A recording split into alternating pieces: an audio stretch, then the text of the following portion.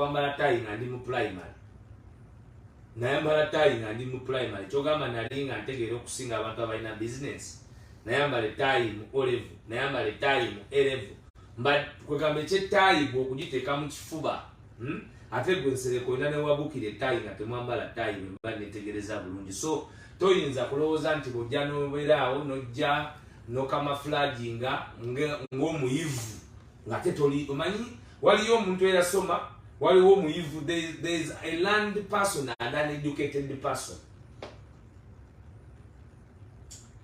Muhammad Nsereko njagala kusooka kutandikirawo ku nsonga ya Muhammad Ssegirinya. Toyinza keera ku makya gwe Muhammad Nsereko n'ogamba nti oyagala nnyo Muhammad Ssegirinya ng'abalala tobaagala. Muhammad Nsereko Ssegirinya tazze leero mu byabufuzi bya Uganda. Ssegirinya yajja dda era Ssegirinya abadde kansala mu KCC yatandikira mu kuba masimu bw'amala okuba amasimu Ssegirinya ng'avudde mu masimu n'ajja n'ayagala obwa kansala n'afuna yayagala bwa MP Kyaddondo kubanga essimu yazikubanga nga MP wa Kyaddondo era nga nfaafe wa Dr. Retired Colonel Kizza Besigye n'abantu ba FDC. Ssegirinya nga w'amaanyi ku ground kubanga Ssegirinya abadde agezaako okurepresentinga abantu abatalina mwasirizi ng'agezaako kubanga abeera eddoboozi lyabwe era ng'abantu bamukiririzaamu ekitagambika. Ssegirinya yagenda n'asaba tiketi ya FDC y'obubaka bwa Parliament ne bagimumma ne tiketi ey'obwakansala bwema seerabidde nayo zaali either ntaanya oba yajja na independent. Ekyo mugenda kunsonyiwa kubanga eno program ngikoze as I feel it. Sina research gyenkoze sina because I have a very busy schedule wano mu America obudde sina nina okuddeka ku frontline naye bwe mpulidde Nsereko ng'ayogera so sijja kwogera kintu kye siinaako katate certainty naye Muhammad Ssegirinya bw'atyo ne yeesimba ku bwa kansala. Bwe yeesimba ku bwa kansala ne committees ze bagaba mu FDC Ssegirinya teyafunayo nemu paka nga bamaze mu nkyukakyuka ne balonda Ssegirinya ku nsonga in fact si kyekyo Ssegirinya twamusindika ffe committee ya Physical Planning Authority. Ssegirinya najja mu politics atambudde ne Kyagulanyi ne mu kalulu yali naye His Excellency Robert Kyagulanyi president era omwagala w'abangi ife abasonga gwe twagulika erinnya lyango n'atandika okutambula n'enkyukakyuka ayawukana okuva ku Forum for Democratic Change atandika okutambula ne His Excellency Robert Kyagulanyi ng'ekintu kye yeegwanyiza nga Muhammad Ssegirinya kyakubeera mbaka wa Parliament. Muhammad Ssegirinya atuuka okwesimba mu bukulembeze bwe ajja wano mu America.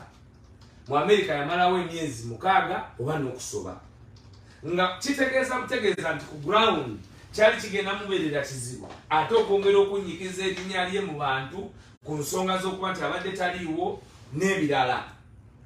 Era mu eyo constituency nga mulimu omwami bamuyita Sulaiman Kidandala organizing secretary w'ekibiina kya former organizing secretary w'ekibiina kya Democratic Party naye abantu kye balina okumanya ye yalina era n'obuvunaanyizibwa okuteekateeka yali organizing mobilization secretary okulaba ng'ayambako okuorganizing ekisinde kya NU kya People Power mu nsonga z'okununula bannayuganda. Ennabe nejja eya tiketi ennabe ya tiketi wejja Muhammad Ssegirinya yali yeesimbyewo Sulaiman Kidandala experienced politician ng'asaaviza abantu b'e Kawempe Latifu Ssebagala nga naye yeesimbyewo. Latifu Ssebagala nga faafe wa Kyagulanyi Robert Sentamu kubanga bali babadde bonna mu Parliament ey'ekumi. Kidandala nga mukozi mukukunavu ku kitebe kya National Unity Platform nga mukulembeze wa ku ntikko atuula ku kakiiko akabawulama. In fact kidandala ng'atuula mu kakiiko akasemberayo ddala mu kusalawo batya bwe bagaba ticket aka executive board olw'ekifo kye kye yalina. Okubabuulira mmwe bannayuganda abalaba, amazima gaali nti ku ground Ssegirinya Muhammad yali alina enkizo okusinga abantu abalala bonna, nga bwe yagirina mu 2016 ne batamuwa tiketi FDC n'atasimba kubaka ba parliament, n'adda ku bwa kansala n'aba ng'asabinze nga kansala ekisanja kimu, naye ng'ekirumirirwa kimwe namwali mumanyi kyali agala kubeera mubaka wa parliament. Obwagazi bwa Ssegirinya eri omwami Kyagulanyi Robert Ssentamu kati pulezidenti wa Uganda bwaleetera Ssegirinya okweyongera mu ttutumu, era abantu ne baba nga Ssegirinya yali dalingi waabwe, nga sibalimbye nze nava ne Ssegirinya twali tuva wa pulezidenti Busoga eyo nenzija nga Ssegirinya ndi mu mmotoka ye. Ssegirinya nendaba abantu bwe baali bamuyayaanira, nga bw'oba omaze okuyisawo pulezidenti omuntu omulala gwe bayayaanira abantu okulabako, abakyala, abaana, abakulu, abato, ye Muhammad Ssegirinya. Olw'engeri gye yali atambuzaamu ensonga ey'okuyimirira n'abantu, olwo atandise n'okubeera Mr. Update, nga taleeta mawulire gage, taleeta mawulire ga kirala, aleeta mawulire ga nkyukakyuka nga galimu omumuli ogwa His Excellency Robert Kyagulanyi Ssentamu. Kalumanywera agira mu kugaba tiketi, results zikomawo nga Ssegirinya yakulembedde. Muhammad Ssegirinya oli mu ddwaliro, naye omanyi tiketi eya NUP bw'otya bwe wagifuna nani yayimirira naawe, n'ebigambo bye watugamba ng'ofuna tiketi eyo. Kati leero Muhammad Nsereko, kubanga your dream was to be MP, Bobby made you MP by your hard work and by the power of the people. Kubanga tiketi eyo yali esobola okuweebwa Latifu, tiketi eyo yali esobola okuweebwa Kidandala, kuba Latifu twatuuka ne ku leve Musaba agende ku bwa road mayor because of you Ssegirinya, nga ground eri clear nti yo. Ne wabeerawo embeera Ssegirinya okimanyi eyali ey'okusika omuguwa ogw'amaanyi ennyo nti ne bakansala abaali bafunye tiketi mu Kawempe baatula ne balaga nti bagenda kuwagira Kidandala, tebagenda kuwagira. Ekibiina ne kiyimirira ku mazima, kuba ffe tuli anchored ku mazima n'obwenkanya. Ssegirinya n'ofuna tiketi, ekirooto kye ky'okubeera MP, tewaliyo mubaka wa NUP yafuna bululu in tandem with the registration of voters nga bwe wafuna. N'olayizibwa n'ofuka omubaka wa parliament. Okulayizibwa okufuka omubaka wa parliament era wava mu ddwaliro, kuba wali ovudde mu komera, abantu nga bakyali naawe era nga bali naawe. Ssegirinya ye muntu omu mu National Unity Platform eyakwatibwako era eyayambibwako nnyo abantu ne laavu yaabwe mu kampeyini ze. Buli wogenda Ssegirinya baamuwa ssente okukampeyinga ku bwa MP. Teyalina kizibu kya ssente wadde neki, tewabaawo alimba omuntu yenna, kuba buli muntu yamuyinako goodwill, buli muntu yamuyinako love, buli muntu yali amu appreciating emirimu gy'akoze, era abantu bayimirira ne Ssegirinya. He raised lots and lots of money ne mu kiseera ng'abantu nga balwadde, nga Ssegirinya bw'ayogera ku kyabeeyo abantu nga bamobilizinga n'akigusa, bw'ayogera ku ky'obulwadde n'akigusa. Ne tutuuka n'okuba nti bwe tuba ne challenge yonna ey'omwana omulwadde ey'omuntu omuki, ensonga tugikwasa Ssegirinya, kubanga abantu baali bamukkiriza nti he is a person on a mission to remove the dictator, era asobola okuyimirirawo abalala. Abannankyukakyuka world all over ne batambula naawe Ssegirinya, nga buli kyosaba ku pejiyo bakikuwa kubanga wali oyimiridde ku mazima. Kitegeeza abantu abo olwaleero bwe baba nga gwe weetaagako ab'okuyamba, there is a problem with you Mr. Ssegirinya. Sigenda nze kubeera abamu ku abo abasabika ebigambo. Manyi President amanyi okungamba nti olw'olumu ensonga nzirekanga, naye ebimu bisukka. Oyo ye mubi olwaleero gwe wagambye Nsereko nti takufuddeeko, yakufuula MP. Bw'obadde mukomera Honorable Kyagulanyi Robert Ssentamu afuddeyo nnyo, takwerabirangako. T-shirt yazambala eziriko erinnya lyo ez'okuta, kubanga oli tayinza kimanya Kyagulanyi ze an international brand. buli kyayambala buli muntu yegomba okukyambala. Erinnya lyo tetwalirekerera, tewaliyo program ze twakola nga Ssegirinya tukwerabidde ne Alan Sewanyama. Naye gwe wava mu kkomera kye watusasula wamala omwezi mulamba nga tolina kyogambye bantu next. Naye ng'oli ne Nsereko. Abatakuyambako olunaku na lumu ku byakomera, abatakuyambako olunaku na lumu ku byakalulu.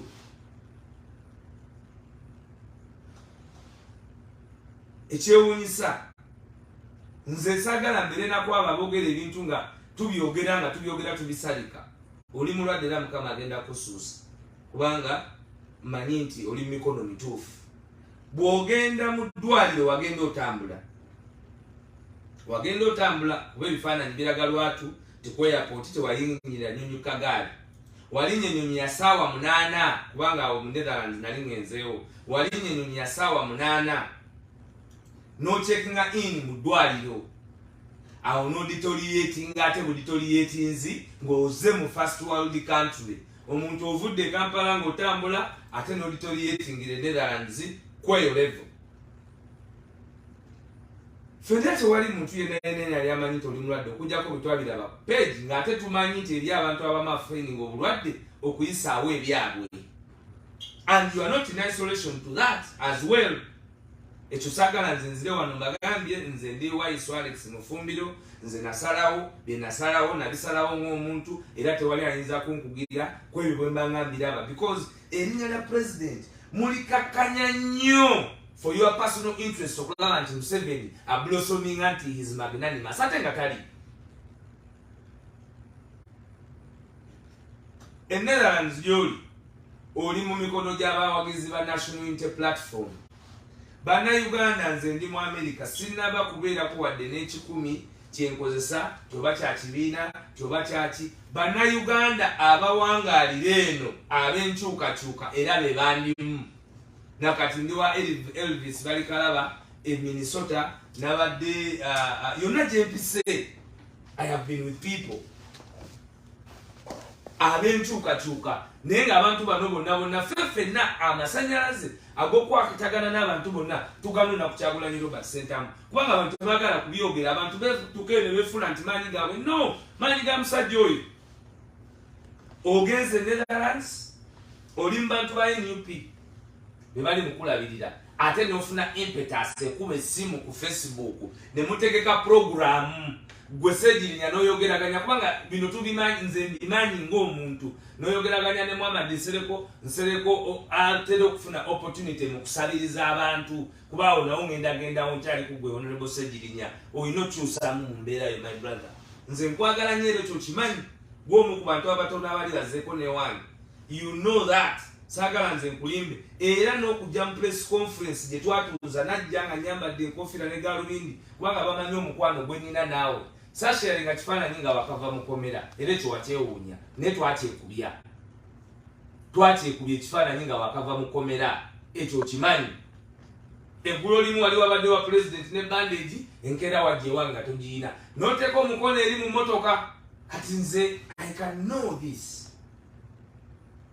nenkukomperinga my brother nti jangu ensi oginnyonnyola ekiriwo. Ssegirinya tewajja kunnyonnyola nsi.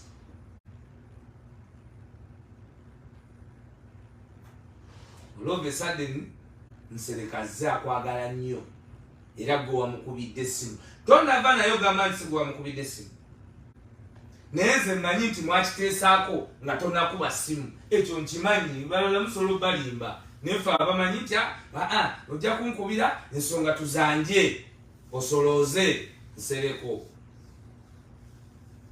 Bwe wabadde otandika programu Amadi Nsereko yatandika nakuwa settlement ajjeyo reference nti yakusendingira esente weziti oba kwezi esente yali asonzeko weziti lwaki nakatana zireete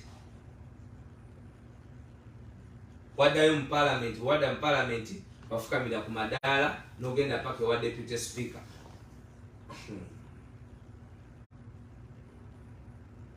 Nga mwasobola okunegotiatinga ne speaker ensonga z'omu kooti ez'omusango gw'okusoma.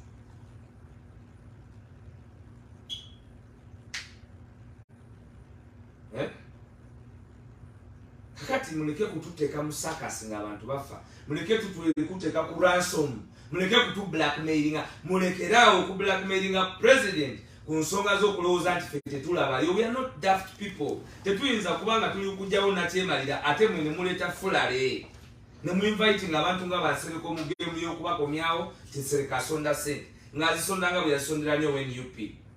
Kati ye yafuuka good Samaritan nerevo ya Nsereko okuba nti ajja ku ssimu, nze simanyi ndi deputy spokesperson ate nzija ajja ku ssimu tibandange tusonderewo ne ssente. How? Muba tutebewa bubi bitiibwa muli mu bifo nga temubisaanidde bibeeramu. A leader must find solutions, not do kugamba toyinza kuba leader ng'oli mu kulembeza olimba ka parliament ow'ekibuga Kampala Central n'okeera ku matanga abantu bakulonda nga tojja kusabiriza. Omuntu ow'ekibuga Kampala olina okuba ng'omalayo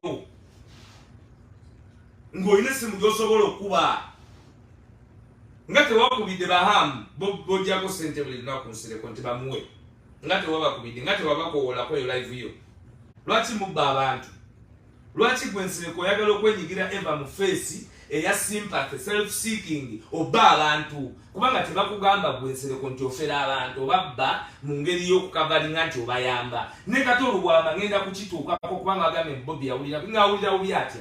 Katolo Bwama teyali mukwano gwa Bobby, ffe mikwano gya Bobby kubanga bavaayo n'okola ne attestation kunze kwogwo omulambo kuba ze Katolo Bwama nabagamba mukufa nababuulira nti Katolo Bwama ekikusse wagaana okumpuliriza.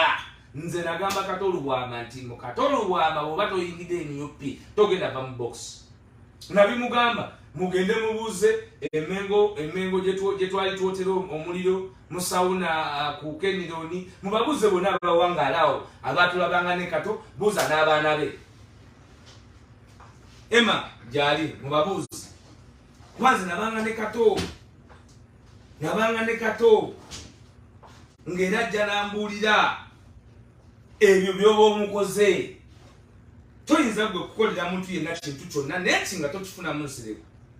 Katolo Bwama wajja mu parliament kubanga gwe yali akumanyidde ebbanga mwali muwangadde mwenna, mwawangala ne naye ne muwangala ne engeri gy'obadde nti ozaaliddwa mu kibuga ate taatawo yali RDC bwe batulugunyanga abantu, so kibadde kyangunya abantu okuba nga bakwatagana naawe.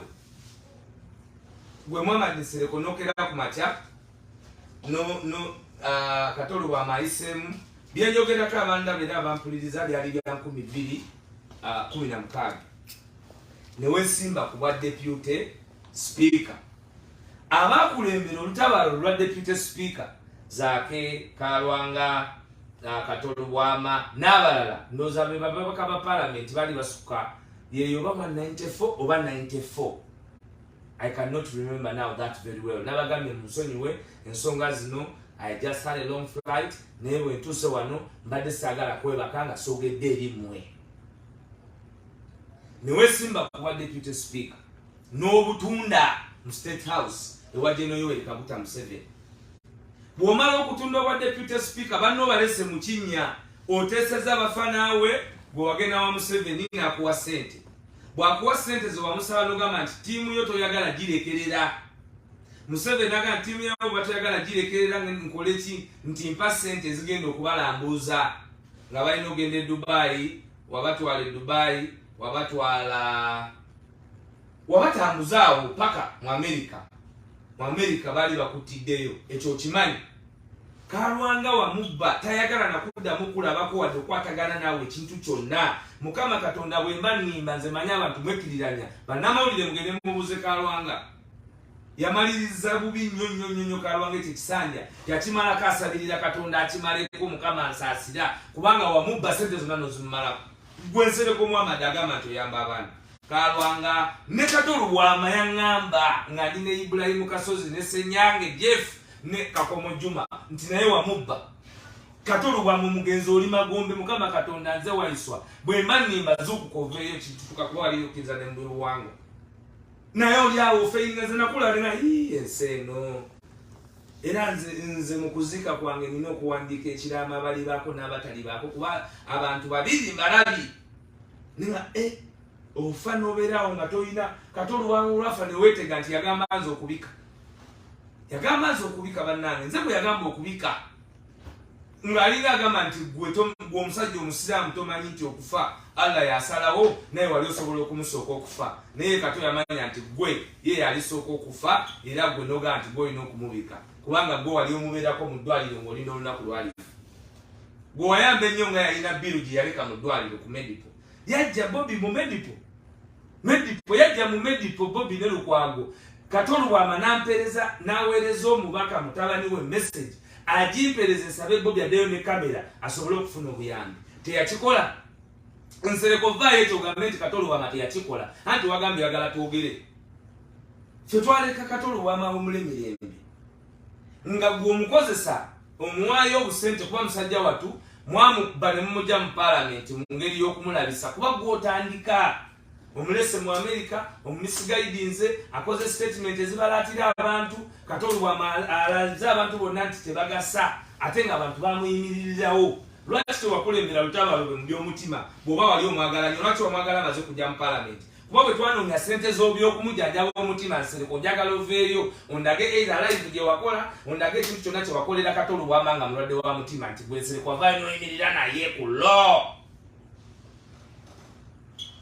yamala kutuukako ku palamenti ng'alina ssente ze n'ojja n'ozitwala zonna omusajja n'omubbako ssente ze zonna yafa musajja talinamu wadde amagya era mwe mwenyini mwagambanga nti ng'asabiriza nga omusajja star Kato Lubwama waze star ebyo twabisirikira tugamba kale wulira estanti yafa asabiriza ati nga mutwale wa speaker nanga nange empandye nengalaba eggegerinye lya Nsereko ebigambo byeyogerera ku mulambo gwa munnawaago omusajja sita omusajja omukulu nti yali asabiriza mwamufuula omusabiriza kati gwe byoyagala that's your expertise to make people beggars Kato Lubwama was a superstar yali akoze ku radio ya bujjajja CBS FM bwogenda n'otunulira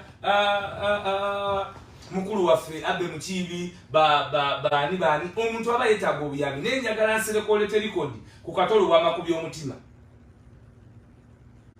ebintu bye wakola bino byonna n'omulikodinga nti bw'ali baafudde olizanya amaloboozi ge kubanga Kato Lubwama was a comical person nze natuuka nga tetwogera naye ebintu bingi bye yali yaŋŋamba bw'otuuka ng'omaze okutuuka eno mu Amerika bali bakusudde ku woteeri kubanga wali obabbye sente Museveni ozimuggyeko kyogenda kubatambuza kwe kwasasula kwa Museveni obunafu bwe buli muntu amunyigiriza nga tagenda ku sayidi ye naye aba ne kyamusuza tayebwa yamusuza baminisita era yenaamu oba chief whip gwe watya n'otwalamu ssente kuba gwe bulijjo otwala ssente ate Museveni obadde omumanyi taata wo wa Museveni maama wo wa Museveni abantu bo bonna ba Museveni gw'oli wa Museveni ne Ssemujju yakyogera naye abantu baali bakuwa akalembereza because you look like somebody who would change kuba wajja n'okubamba bazinga wakajja kuba yali teekeyo ey'okubuzaabuza bannayuganda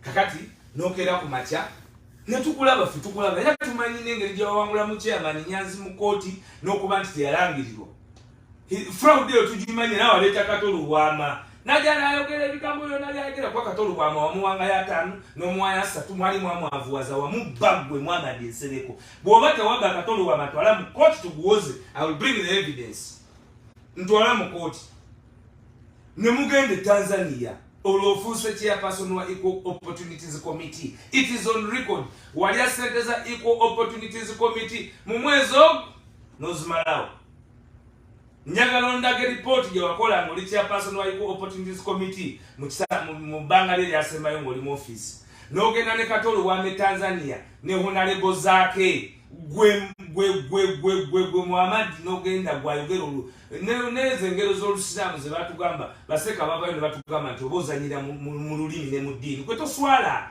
kasitoba ng'oyisaawo ekikyo teri muntu mu Uganda ataswala nga Muhammad Nsereko kino kankibabuli n'ogenda bw'otuuka e Tanzania essente zaali ziweereddwa ababaka zaake Francis n'omugenzi Kato Lubwama n'obagamba sente bazigyeyo baziteeke ku akawunti yo zaake n'agaana n'omukuba mu nnaku ezi zaake n'alinnya n'akomawo e Tanzania ne Kato Lubwama yakola ekintu kyekimu n'alinnya n'akomawo e Tanzania era Kato Lubwama yatuukira ku popo n'atubuulira byonna by'omukoze ye yakuwa 50% kwezo sente n'akulekayo oli wano olowooza nti tetumanyi bino mbikugamba kuba ne bonaaba mbuliribwa omukazi wo naye abimanyi naawe obimanyi teri akagenda mulala agenda biga nze mbimanyi kuba omanyi nti mbimanyi kuba nze nali njogera ne Katolo bw'amate nawe kimanyi ffe twakireka bulesi nti Katolo yafa munaku yafa asabiriza naye nga yandibadde asabiriza nga muli bakyalibe yandibadde asabiriza nga oli kyaliwe bwe baali bamenya nga bamenya gundi ya Katolo wama theater wakolaki bali bamanya rent wamuwayo sente wali parliament bwe yakola BTM TV wagenda ko emirundi emeka gwa yagala Katolo wama okola yo program kubanga nze Katolo wama yali asabye muyambe nako kubeera host ku program ezo tukolekako program na TV etambule naye kyanemesa nti president Kyagulanyi Robert Sentamu wajja ne tudivertinga nabanga mulabanga byaliko sibi ebiritu bana Uganda ne baliko kyekyampesa Katolo wama distance era nabagamba nti nafunako enkayane y'amaanyi ne twegwa mu Malaka ekabuusu byenjogera njagala abantu mwenna baaliwo era muvengayo abantu mubagambe nti omusajja oyo byayogera byebyo era ekyo kyekyanzikisa Katolo wama era nenzija nembagamba nti Katolo wama ekikusse waganda okutambula n'amaanyi g'abantu kubanga namwegayirira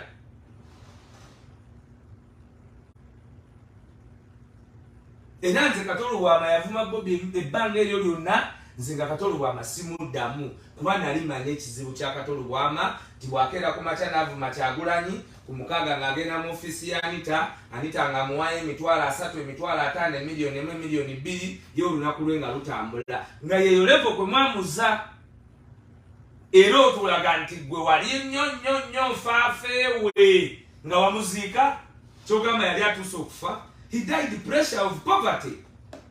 Katolo wama died the pressure of poverty. Cheli yaiza chini mbeche lana chongera ne wali nali mugumu enough kwa nasaba Katonda angumye.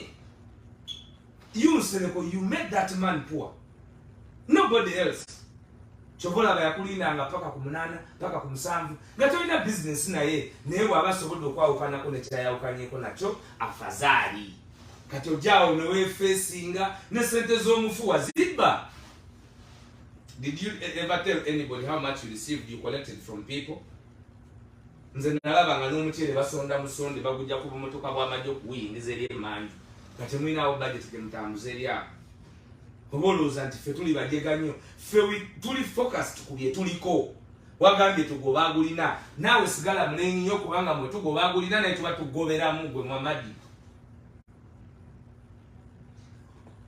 Twagenda mu kooti Nyanzi yagenda mu kooti n'otateekayo defense ned omusango ne bakola this trial ne guddibwamu uwawe bandibadde njagala ompeeyo president yemu eya kooti ekola ekyo oli nga tawozezza kati ebyo ebyakusasula okubeera mu parliament byoliko kuba tosaanidde kubaayo kati ebyo byoliko era byotambuza kati ofeyininga nti ngenda kuliwa obulimba bwa Kyagulanyi obulimba bwa Kyagulanyi kasajja goba wasoma nete walaika tewasoma na kusoma omanyi Museveni otukoze bubi abantu balina Museveni otukoze bubi nnyo musajja gwe abantu balina diguli nga si diguli nga bazifuna mu ngeri geri bwe batyo era tobola tebyenyumiriza mu muntu wa Uganda ganti nze ndina diguli na masters kwa kati bagula bigule Janet alina diguli Mozi na Natasha alina diguli Nsereko alina diguli tomanyi na elementary biology wale twakola medicine kwa nakulido walampa his excellence Robert Kyagulanyi nti ekisooka ebyo ngenda kubinnyonnyola nti yayambala engato ya boot nga bamumenye n'engamba kalewulira ono yasomera ki yasomera kyonna omusajja original Timbaland tezitowa kyekisooka mwebana yabamanyi ebintu biri original Timbaland baya kilomita ekyokubiri eri tight engate yali esinga okubeera nga yeetagisa Kyagulanyi okwambala kuba omuntu yenna bw'amenyeka kasita omenyeka kyebayita compound fracture tulina compound simple fracture compound fracture neriwa naye bw'obanga ofunye ey'amaanyi compound fracture nga si simple fracture nga bagenda kuyunga eggumba ne babakozesa bano gwe Nsereko benyinza okunyonyola mu Luganda abasiba obuti babusiba ne babunyweza kuba eggumba lirina okuba nga liddamu ne likulira mu straight line kitegeeza olina okubeera ne tight substance enyweza eggumba eryo okusigala mu position yemu nelitasesetuka naye gwa amagezi go kwe bamusasula okufeininga obusiru oze nogamba yayambala ngatula Timbaland kwa nawulirako omu ku bantu nga bakyogera nga abantu bali ku busiru buno ku level abantu bali ku busiru buno ku level y'obusiru kwe bali eno Kyagulanyi Robert Sentamu president wa Uganda gwogambye nti yasiba obuguwa bwenga ekisemi nti ne Timbaland kyekisinga okuzitoa ndabo osambo mugamba abantu osamba omupiira ero bamusayo biseera omuntu bw'amenyeka tebamusiba kisemi nti omanyi obuzito bw'ekisemi nti gwe Nsereko ekisemi nti kyenkana engato ya Timbaland obutamanyabwo tobulaga abantu kubasiriwaza kubanga mwe mumanyi nti mwe mwalina omuzindaalo ffe tetweguye ezo zishoze mukola kubanga era zammwe naye temugenda kusiriwaza Abannayuganda nga weetuli mu bintu by'okumenyeka kino kanti bagulire omuntu balina okumusiba ekintu nga kikwafu nga kisobola omukwata kuba eggumba bwe liddamu okukula eggumba bwe lisesetuka ne baba nga bakusiba bubiri eggumba lyowulira ne baddamu ne bamenya omuntu. It is on public record. Munonya amawulire webakwatira His Excellency Robert Kyagulanyi Sentamu sijjukira date Sunday Vision yafulumya nga Kyagulanyi Robert Sentamu bamututte kusimba manyo okumukebera buli kimu awe bafulumiza nti tanywanjana. Report yali ya New Vision.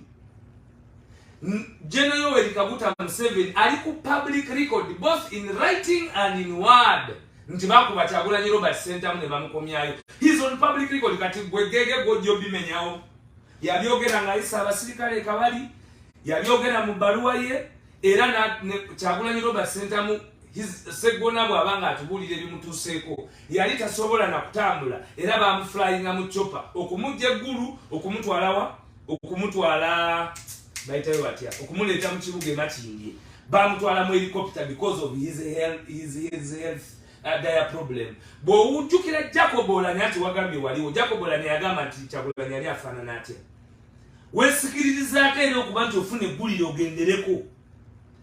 Kyagulanyi teyeetaaga kusaba permission kuba wagambye nti yalinayo ebbaluwa yonna emugana okufuluma. Kyagulanyi bwe yali afuluma ng'ali ku airport bamukwatira ku airport ne bamugamba nti alina okubeera neyo ebbaluwa ya board ne bamuleeta ne bamuteeka ekiruddu by force nga bamuwambye. Gwe Nsereko tojjukira nti ogamba nti ojjukiza kati nkujjukiza gwe musiru gwe atamanyi nabyoyogerako ne bamukwata nga bamuwambye ku kisaawe ne tuwoninga Bannayuganda nti bw'aba tagenze mugenda kagenda kubajjuntuka kubanga Kyagulanyi was not released on your favor. You man, don't be stupid. He was never released on your favor. He was released with the power of the people.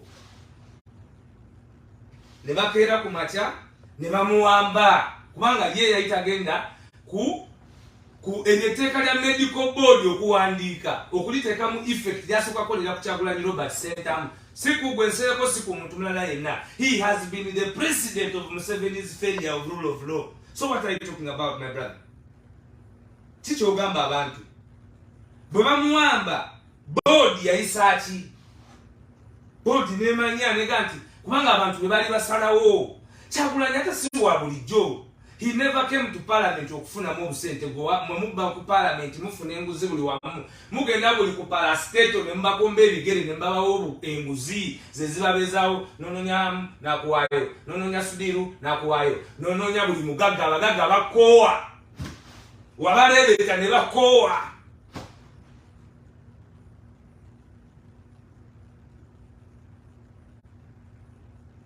Okay, so tosobola kera ate ku makya wenoga nti nobuuza n'ekibuuzo kubanga bw'atuuka nga amaze okutuuka mu America teyali ku government pay era tewaliyo wantu na wamu we yakola public sympathy nti munsondere nga bwe wakoze Ssegirinya njagala ombulirewo. Second, Kyagulanyi can afford himself talinga gwe mu bantu abanoonya ebyokuyambibwa talinga gwe. He has created enough social and political capital nti singa ekintu kyonna kituukawo abantu basobola omubeererawo kuba abaddewo ku nsonga z'abantu.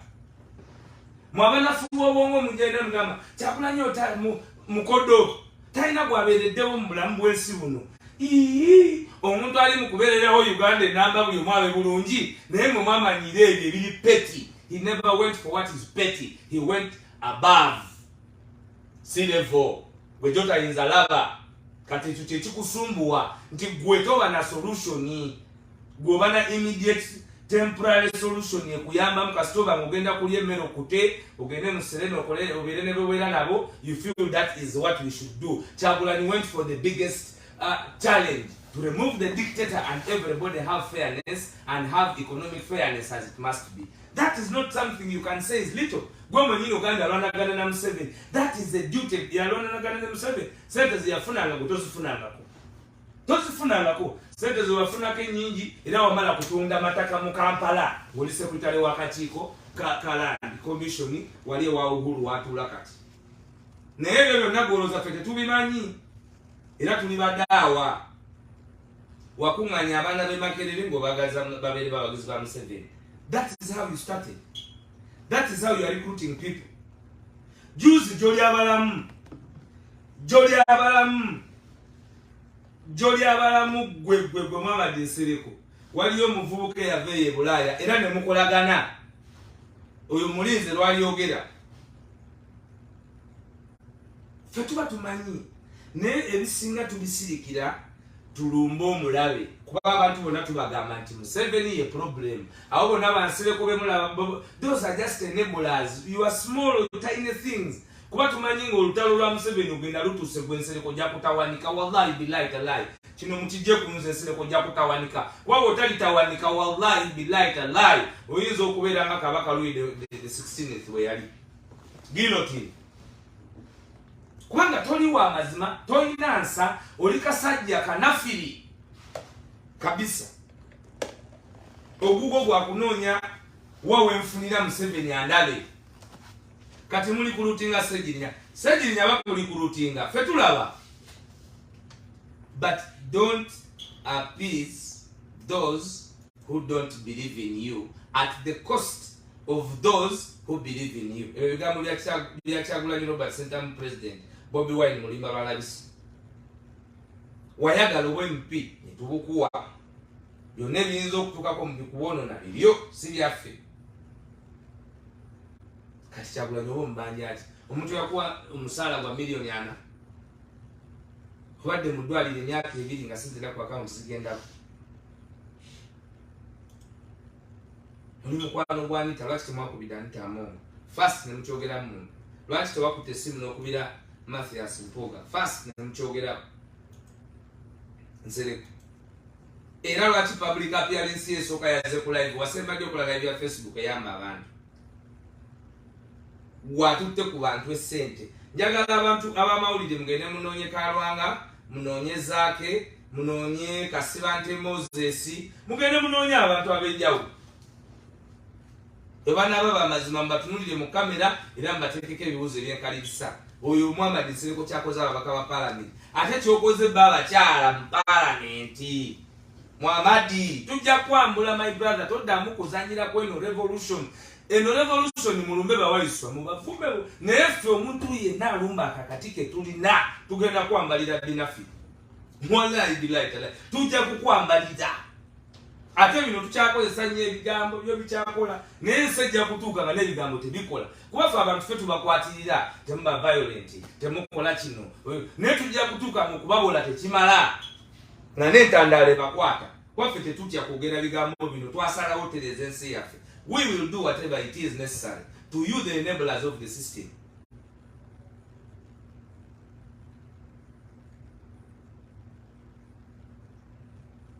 Kati Nsereko naye ali awo ayagala kufuuka issue.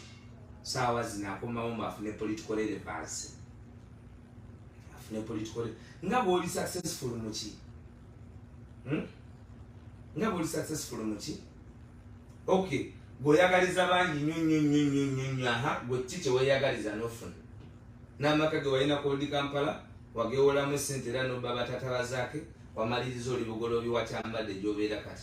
Ebyo tetubyogera tubigamba abantu kuba tebitukwatako. That's your personal. Ekyo nga tetugamba nti naawe teweefaako sooka weefeeko.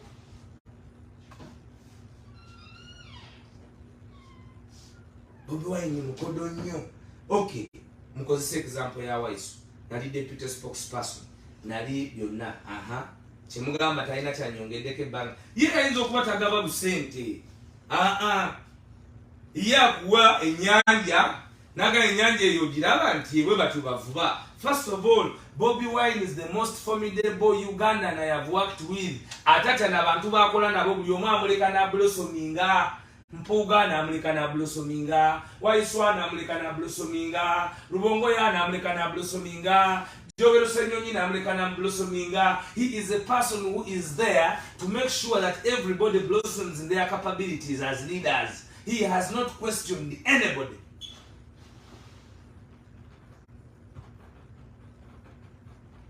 Nzaliwa ndi America sawa zibu.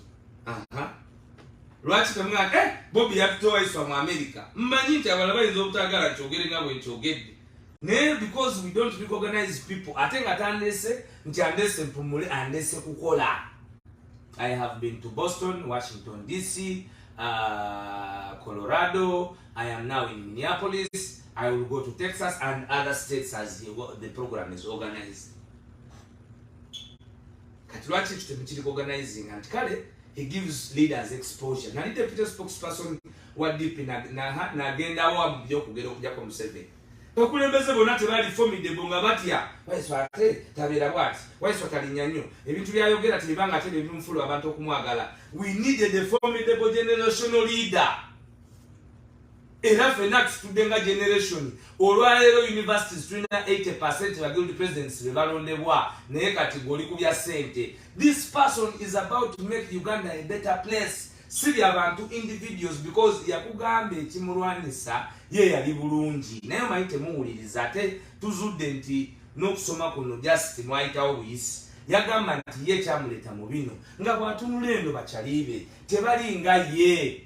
Because ekyo ne bazadde baffeffe abatali nga baba balina natemalira omutemu bajja bakitugamba nti omanyi extended family yonna bwe banga njivu mwe tebajja abalala tebayinza kubatawanya kwebyo bemba mutambuza naye obwo obwavu bw'olina ku mutima oba mu bwekika obwabakozesa ne nakyemalira ng'atemula abantu era ovaayo bulijjo n'olagayo wa stupidity glaringly ng'oyogera ebigambo kuba osobola okumanya oli afere wa street osobola okulambika obulimba. And Bobi told me that the lies trend more when they are given opportunity. That is why we should always fight to trend the truth. Let the truth trend through the blood of the fighters. Not lies of people like Nsereko. I can challenge that man. Kuwecha body, check the body in Chimazi. Yali Bobi tasobola kuwandikira parliament nga mu parliament mwe bateeka ripoti nti Bobi yalina mundu. Okay? Ate la Bobi gwe twamukyalirako mu ddwaliro wamukyalira mu court martial. Kubanga mu court martial Museveni yabatuma. Museveni ye yabatuma mu court martial. Ekyo nakyo nyagadde nkyogere. Mwogere mumuperereze mumukuba obwama nti abiveeko. Era walina trip gwe gye waliko ne Bobi ekyo nakyogera luli sometime back. Nina akatambike nayogera sometime back nga nenupu tenajja. Ng'omuwuliranga bw'oyinza okumulobingira sente wa Museveni gwafere. Kwakwe Museveni ate gwe maani gwe gayigwoze nga olaga nti you are going to be a complete failure. Naye nga bannayuganda tebalaba US. Don't useful idiot.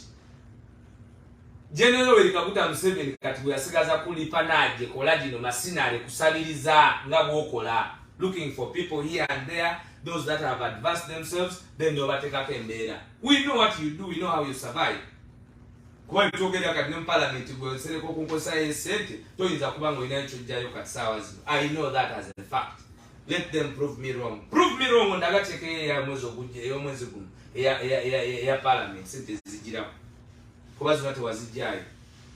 Toddawo okulimba abantu nti oli bulungi. Buli kiseera onoonya engeri gy'ofunamu sustainability y'okuwangaala ng'ofuna ssente. Olwo Ssegirinya osobole okubira abantu bana muyamba agenda kufa. Yagambye ekyo ekimuluma.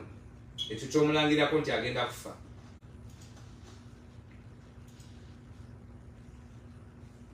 Yagambye ekyo ekimuluma. Nakyo kitubuulira nti gwe obimanyi. Mulekeraawo okuzanyira ku bantu. Mulekeraawo okuzanyira ku bantu. Mulekeraawo okuzanyira ku bantu. Mujja kutwala population for granted ne population ejja kutuuka naye reacting kuba muginyigiriza nnyo.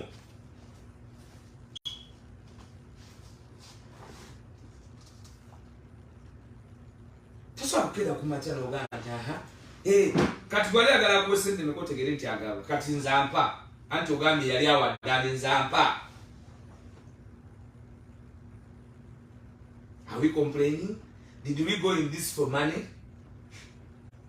Oba Ssegirinya mu revolution eka yalwadde. Tulina abatemako emikulu, tulina abatemako emikono, tulina abakyali makomera. Ekibiina kya NUP mwe kyemwogerako nze nakati olusifa ababulire bill NUP gye yasasula mu ddwaliro. Gwe mwabagamba nti Bobby tafaayo. Byalugaba yafiiriddewa si mu Amerika. Kanso wa Meri yafiirawa si mu Amerika. Omanyi ekitegeeza okufunira omuntu visa ya medical mu Amerika gwe Nsereko nti ogamba omanyi nnyo. Do you know what people go through in those processes? Wameri abalemeddeyo mu celebrating mulowooza nti Kyagulanyi mugenda mukuba mu munafuye Museveni amuveeko muswadi ekyo muswaire ino kyonni bakobera. Tosobola nakudda tayinza nakuddamu kuwaayo kigambo wadde n'ekigwe ngenda kuwanganga buli bw'onajja ate ngenda kwongezangamu buli bw'onaaba otoyogera ekibitakwatagana kuba gwe nkusobola in everything. You have no pedigree at all to speak about matters of humanity. Ng'owagira nakyemalira nga toyogera ku humanity. First of all, you would be speaking as a legislator on the ailing health system, not lamenting on leaders. You would know what would be our best strategy. Nti abakulembeze balwadde. What is the insurance cover policy? Kubezo sente za muwa musolofa abakulabirira gwe mbwa gwe. Ekibiina kya NUP mukirangire sente. First of all, Bobby yete yamanya nti ajja kuba n'ababaka ba palamenti abasinga ab'ebibiina ebirala. Kwa Museveni yasasula n'ebibiina ebirala. Nandala Mafali mu East ye yali alangirira abagenda okuyita ekyo nali nakibagamba. N'oyo omukazi Konigali wangu ne Lydia Wanyoto yali head of Women League mu NRA. Naye era Nandala Mafali yali alina amaanyi agazitowa okusinga Lydia Wanyoto era bwe yatuuka n'agamba balangirire Konigali wangu.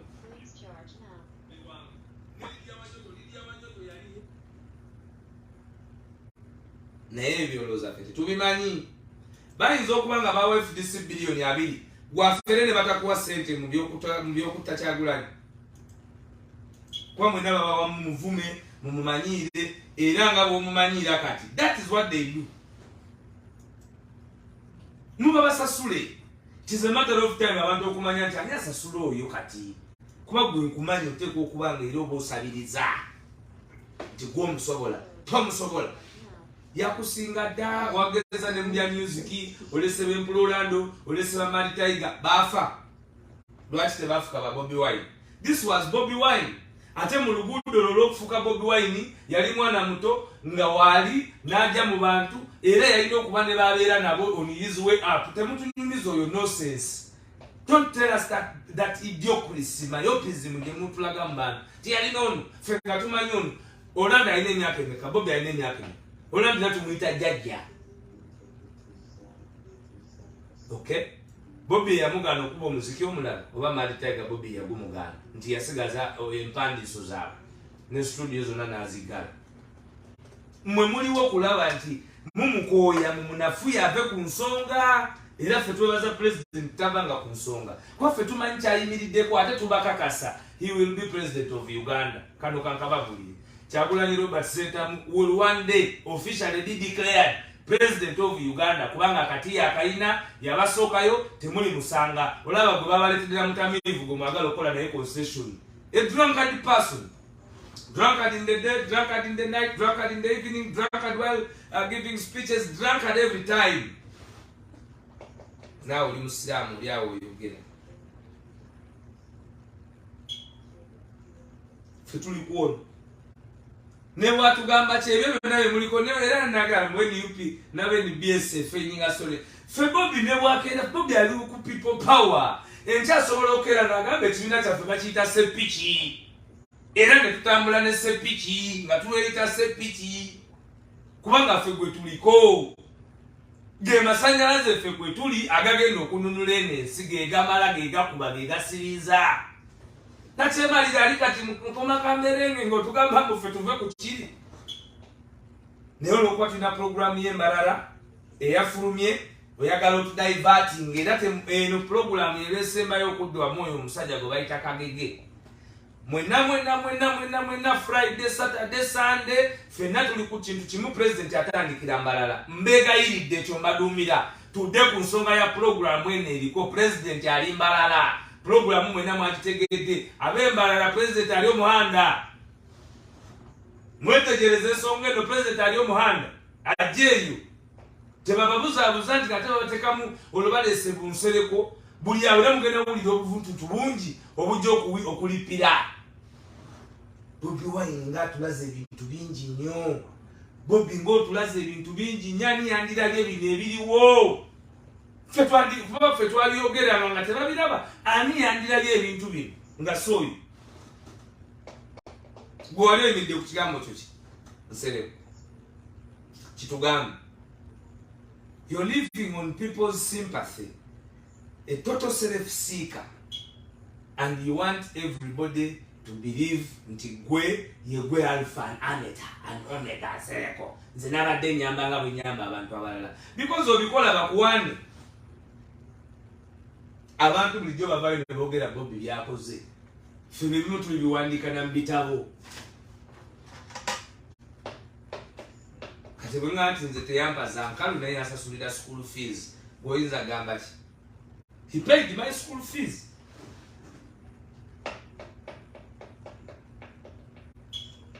nti obuyigirize bwaffe bwonna temubumanyi mumanya bye tubawaako he paid my fees that man and I finished the whole course nga yasasudde ate si sente ntono mu $1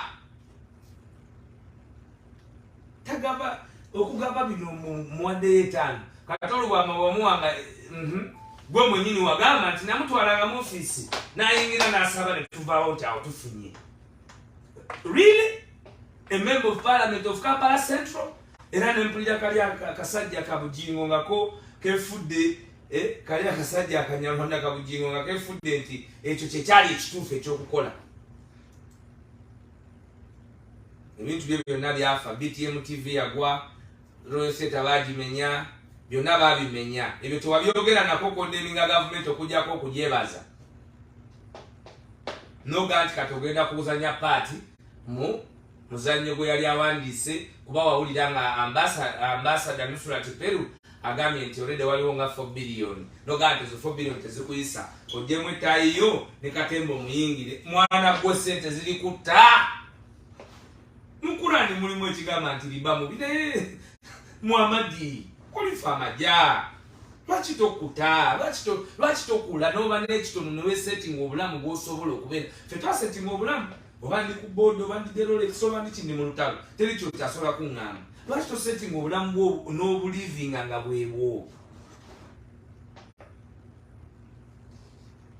wasibisa bba wakyambadde America gwe Nsereko Muhammadi ne bamusiba eruzira naye nga fraud go wagikulembera Nsereko Muhammadi wakwata ababaka ba parliament omuli Kiwanda ne banne n'obaleetanga ku girls sports betting ku mabirizi n'obabbirayo ng'otekayo miliyoni 10 n'ozuwa omuwala nti asibye nga tasibye mpira ng'olonda ogwo ogugenda okukuba abantu bwe mba byenjogera nnimba abakapapula muveeyo mwogere kubanga nze ndi musajja wammwe mukimanyi nali banze mbadde wa kibuga sina kizimanya sagala bamegana ate mbalimba gwe Nsereko kimanyi nti obufere bubonabona gye buli tosobola kuyimirira muntu ng'omuyimirirawo kwalaali tosobola Isaac ayogere Isaac wali ku mabirizi health instructor kubanga bino ebintu by'obulamu tukulaba tulaba abantu mujje mukube Waiswa Waiswa nze ndi everyday person ate nze nesobola nja kujja naye ffe ku Kyagulanyi Robert Center tewabeerayo muntu yenna nobody ate tugenda kuba bakambwe nnyo mweno feze ejja kubanga tetuliko tukimanyi. Tulina abantu babanja sente empitirivu nga bazibabanja mu bukyamu. Kati gwe ng'ova eri Nsereko n'obwansereko bwo olw'okuba owulire ozitowamu abiri mu mpale kati otuwemmenenkuleko you feel you can because tetuba replying bw'ovaayo mu replying lwaki omumaliddeko obudde. Nsereko is an enabler of the dictator ate ye ku level ye we must take him on ate ekyo nakyewoyo kubanga talina kyayinza kuŋŋamba. Yaleeta Computer Misuse Act ku Kyagulanyi. Kyokka kati alimu ebyo byennyini bye yaleeta byaliko byasonderako essente. Why are you having double standards, you man? You short man. Why are you having double standards? You will not intimidate us. You will not blackmail us. We will speak to the public as you speak to the public. Nagambye eddakiika 3. Sibogedde ebigambo tebiweze. Kanyinza okwogera paka ku 9. Wanaawo yayi emala. Songa za Nsereko ziyinza kuggwayo. Kemba waddeko dozi kamala. Nsereko back off. Ekyokubiri bannayuganda mbasaba President agenda kutalaaga kati eggwanga tusituke tumwanirize. Tusituke tumwanirize.